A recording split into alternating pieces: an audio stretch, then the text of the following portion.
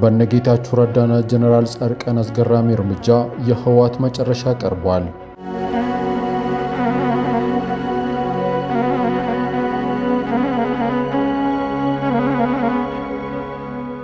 በትግራይ ፖለቲካ ታሪክ ውስጥ ትልቅ ታሪክ ሊቀይር የሚችል አዲስ መረጃ ተሰምቷል።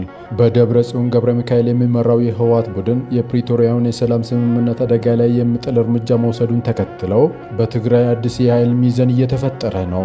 ይህ በደብረጽዮን የሚመራው የድሮ የህወሓት ስብስብ የፕሪቶሪያውን ስምምነት በግልጽ በመጣስ በስምምነቱ የፈረሰውን መንግስትና ምክር ቤት መልሼ አቋቁሜያለሁ ማለቱ ይታወሳል። ነገር ግን ይህ ቆሞ ቀር አካሄድ በጦርነት ለተጎዳና ሰላም ለጠማው የትግራይ ህዝብ ሌላ መከራና የሰላም ማጣት ስጋት ይዞ የሚመጣ መሆኑን ብዙዎች ይስማማሉ።